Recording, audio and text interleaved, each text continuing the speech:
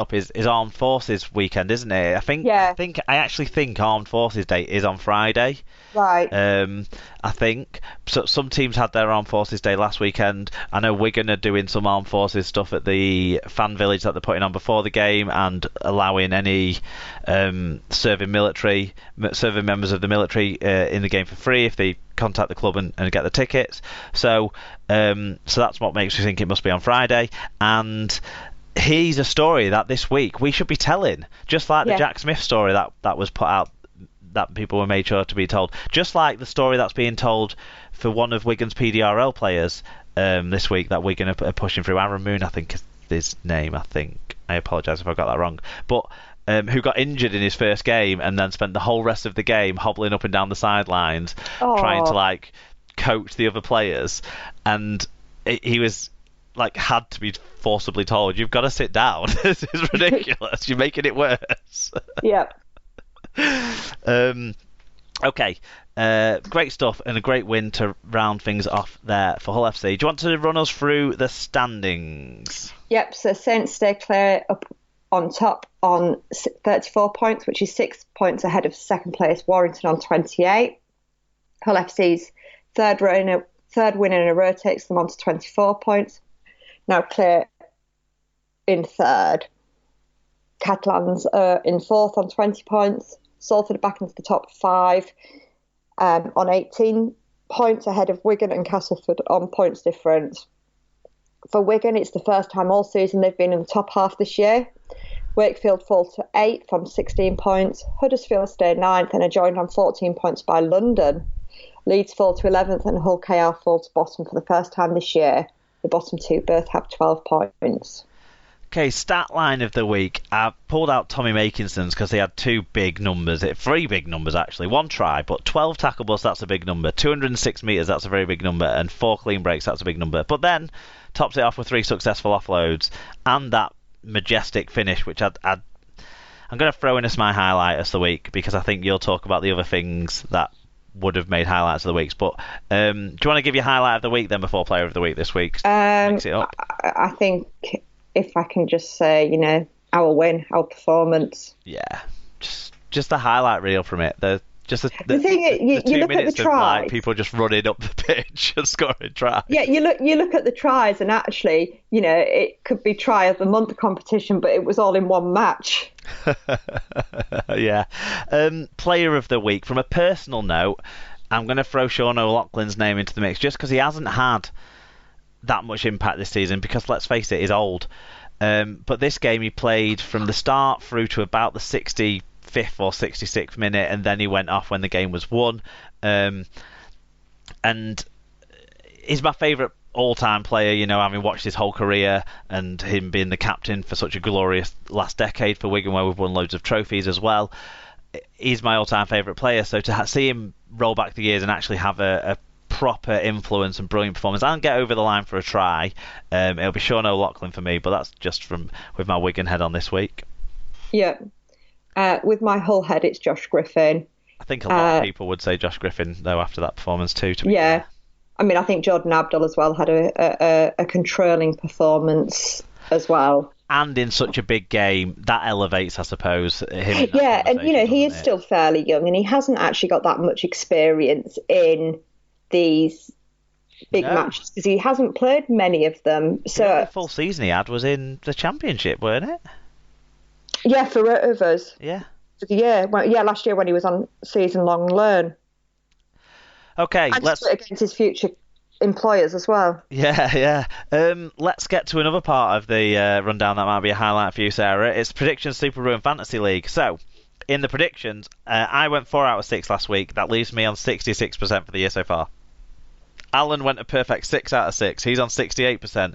You're also alongside him on 68%, with Tim on 61% in the battle that we have going on. But it's getting close, isn't it?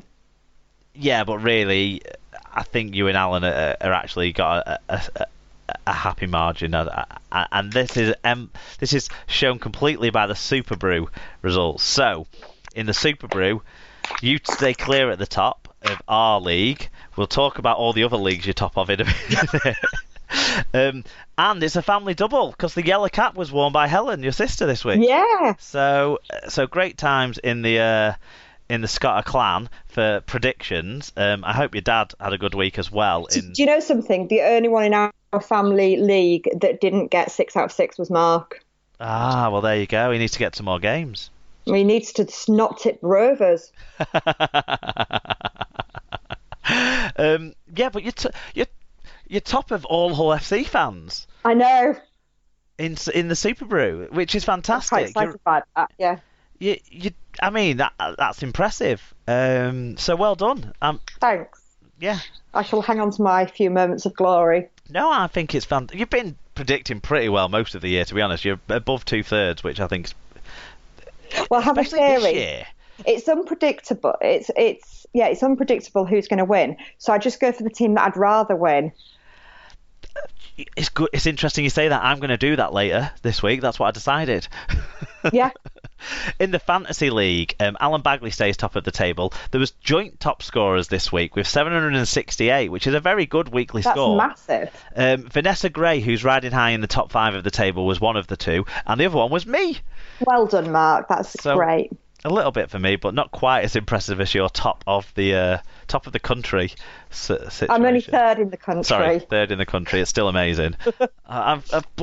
We've had some good predictors going on over the 5 years now, or 4 years we've done Super Brew, but this is phenomenal. Alan's right up there as well, isn't he?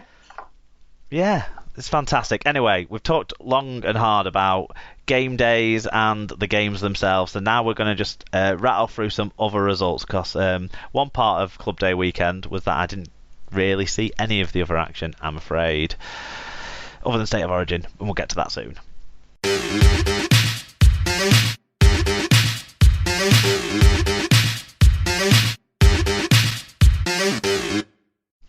Okay, so in other results, in the Championship, it was round 18, and it finished Sheffield 46, Rochdale 24, and Widnes 28, Batley 22.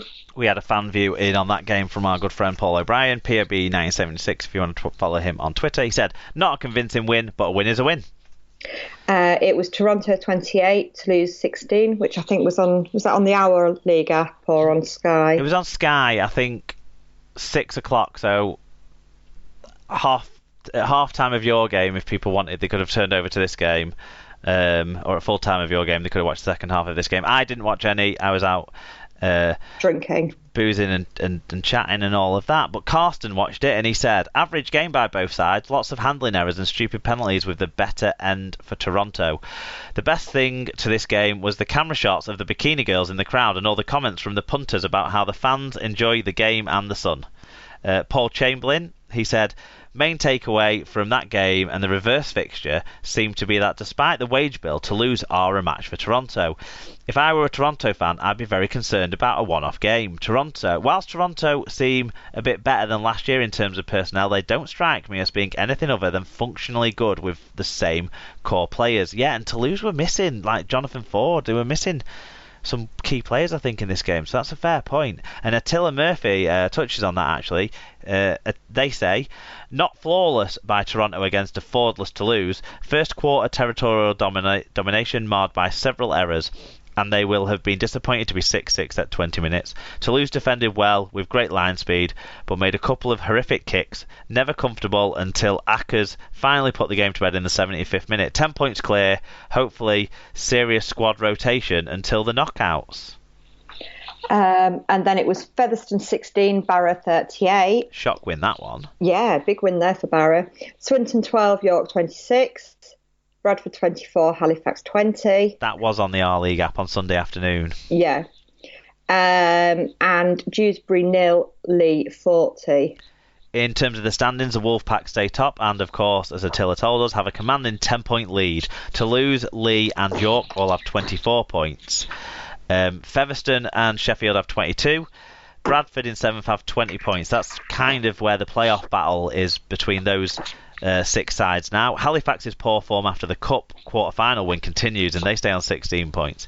Batley have 12. Widnes are up to 10th with 10 points ahead of Swinton on points difference. Dewsbury and Barrow have 9 points. Rochdale stay bottom on just 2 points. So actually, that relegation race is hotting up, and I bet Widnes would have thought if they'd have got to 10 points with 10 games left of the season, or 11 games left of the season, whatever there is, they'd be... No, it'd be 10, won't it? They'd be like, well up for that. Yeah. But that's not... That it's not for certain that they'll stay up. It's tight, isn't it? It's surprising, and Barrow now have started to sign some players as well, which we'll see. Dewsbury must be worried. Big defeat at home to Lee after they lost the last home league game. I think they lost to Swinton, which was a big upset for them too. Do you want to give us the League One round 13 scores? So it was round 13 of League One, and it finished Doncaster 18, Newcastle 19, Keighley 38, London 26, West Wales 10, Hunslet 72, Whitehaven 22, North Wales 24, and Workington 16, Oldham 26. Yeah, the standout one there is North Wales winning away at top of the table Whitehaven. So Whitehaven do stay top despite that defeat. They're on 17 points. Hunslet and Oldham sit just behind on 16. And then Newcastle, who are having a resurgence since they signed Nick Newman from Coventry, they're alongside London Scholars, another point back on 15 points. So it's very close at the top of League One. Doncaster and Workington are a little bit further adrift. They're on 12 points, but probably not completely out of the conversation at this stage. North Wales have 8, Coventry have 6. Keighley are now up into positive points, their first win in some time. They're on 1, and West Wales fall to the bottom on 0, and they shall stay there forevermore, sadly for them. Women's Challenge Cup quarter-final, Sarah. Yes, so it finished St Helens 36, Wigan 0. Yeah, Wigan were shite. Saints were good. And Leeds 74, Warrington 0. Josh said, well, a relentless and ruthless performance from Leeds with Warrington defending most of the time, so any time they had with the ball in hand they looked exhausted and nothing in them. The difference between the Women's Super League and the Championship was evident here, but an entertaining watch all round. Yeah, Warrington are building a good side, and I think when they get into the Super League they'll be able to become more consistent and more competitive, but Leeds are class above at this stage. Yeah. It was also Keighley Albion 24, Wakefield 26. And yeah, Super League Wakefield just scraping through against League One Keighley Albion. Well done to the Albion for representing very close themselves there.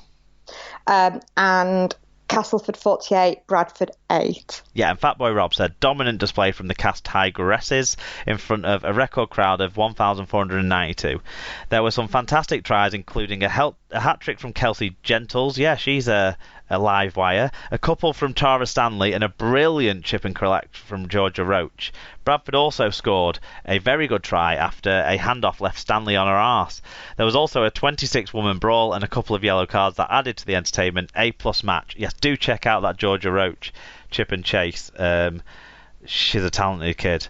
Semi-final draw was also made, Sarah. Wakefield versus Castleford and St Helens versus Leeds. So we're on for a repeat of last year's Challenge Cup final here, because Castleford and Leeds both go into those games. Although Castleford and St Helens are probably the two front runners this year, so it's going to be interesting to see. They're played on the weekend when it's the 7th of July, so 2 weekends time from now. So do, I think, try and get down to that St Helens Leeds game if you can at all, everyone. Okay. State of Origin Game 2, and it was Queensland 6, New South Wales 38. Did you get a chance to watch this one, Sarah? So my plan was to go around to Mum and Dad's this morning and watch it.